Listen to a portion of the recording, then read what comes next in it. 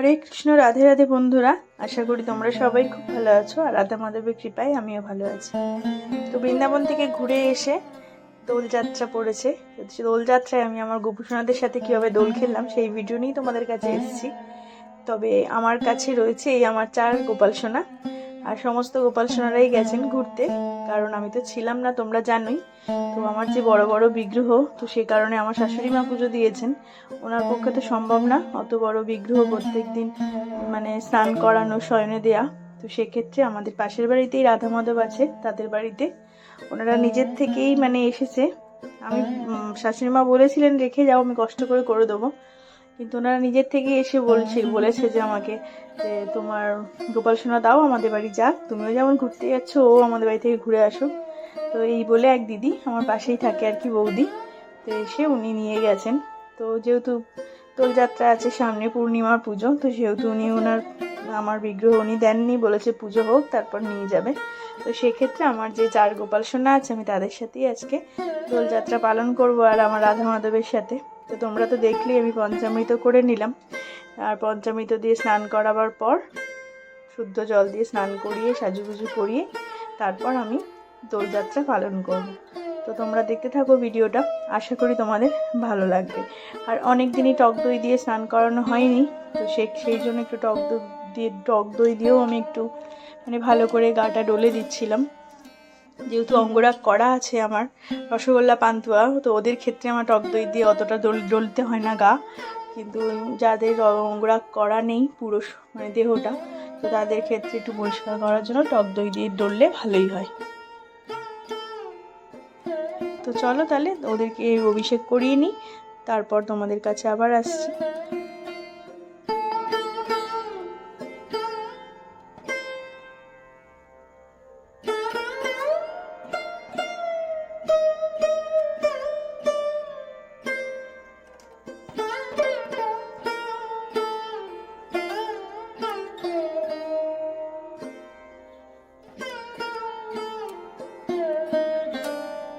তারপরে আবার আমার রাধা মাধবকে আর গৌরনীতাইকেও নিয়ে নিয়েছি আমি অভিষেক করানোর জন্য। আর সত্যি কথা বলতে আমার ঠাকুর ঘরটা ছোট হলেও কিন্তু আমার গুবলু আর রাই থাকলে মনে হয় যেন একদম ভরে আছে।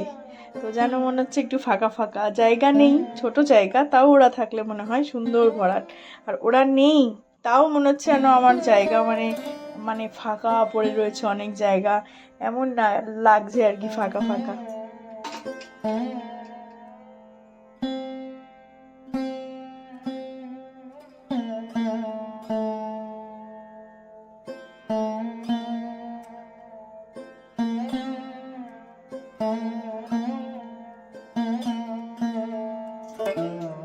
তারপর গাছের ফুল তুলে আনলাম। গাছে খুব বেশি একটা ফুল ফোটেনি, কারণ গরমটাও এতটা পড়ে গেছে, আবার সবে মাত্র ঠান্ডাটা গেছে, শুরু হবে ফুল ফোটা, অল্প কিছু ফুল ফুটেছে, সেইটুকু ফুলই তুলে এনেছি।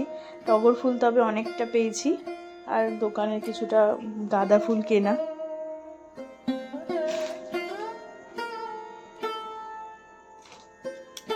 জুঁই ফুল ফোটা শুরু হয়ে গেছে, দেখলে কত সুন্দর জুঁই ফুল ফুটেছে, করবী ফুল ফুটেছে।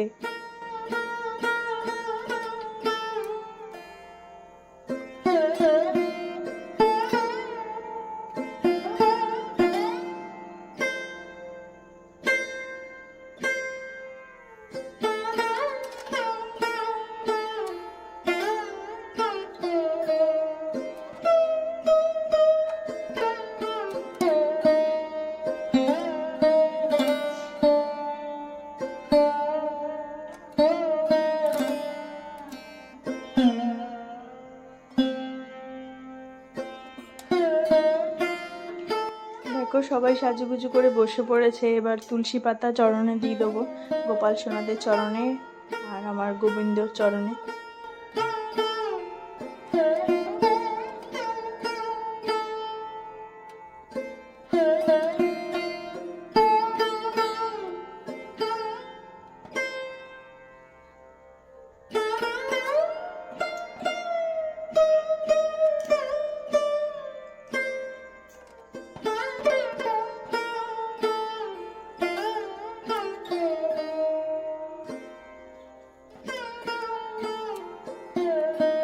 যেহেতু গরম পড়ে গেছে, সবাইকেই চেষ্টা করে যে একটু সুতির মানে একদম জামা পরাতে, কারণ আমাদের এখানে ভালোই গরম পড়ে গেছে।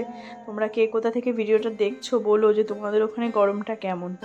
গোপাল সোনাদের সবাইকে আমি সুতির জামা পরিয়েছি, রাধা মাধবকে, তারপরে গৌরনীতাইকে, সবাইকেই সুতির বস্ত্র পরিয়েছিলাম।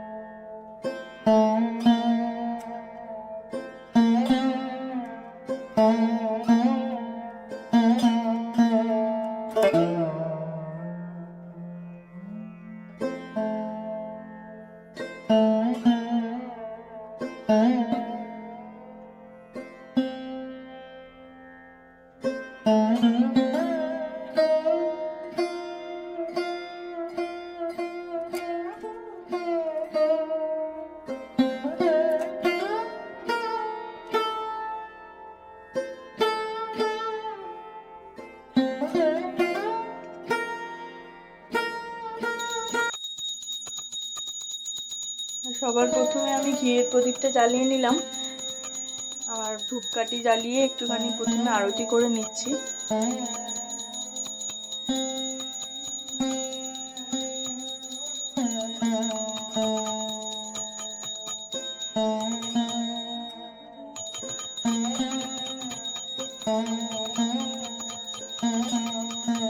একে একে সমস্ত কিছু দিয়েই আমি আরতি করে নিলাম।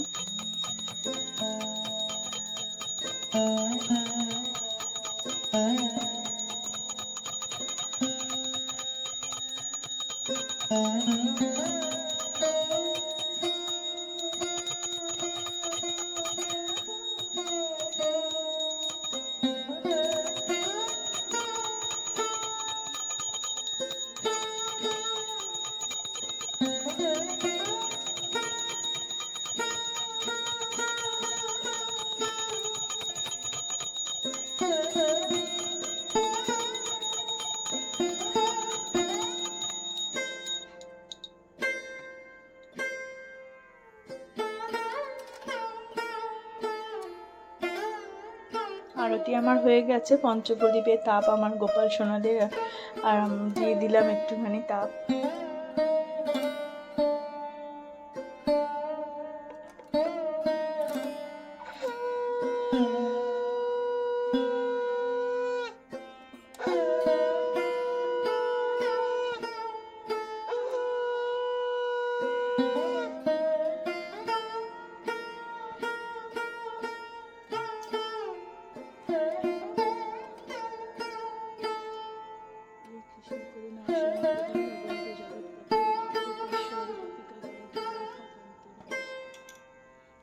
কাঞ্চন রাধে বৃন্দাবন ঐশ্বরী বৃষভানু সুতে করুণাময়ী হরি। জয় রাধারানী, জয় জয় রাধারানী। ভিডিওটা বেশি বড়োর মধ্যে করতে চাইনি আর কি, যেহেতু একদমই মানে ছোটোর মধ্যেই করেছি। তো তোমরা ভিডিওটা দেখো, অবশ্যই তোমাদের ভালো লাগবে। আর তোমরা কিভাবে গোপাল সোনার সেদের সাথে মানে রং খেললে, দোল খেললে, দোল উৎসব পালন করলে, তো আমাকে অবশ্যই কমেন্ট করে জানিও। আর আমি এবারে একদম মানে ঘরেই মানে সবার পায়ে আবির দিয়েছি, মানে ঠাকুরদের।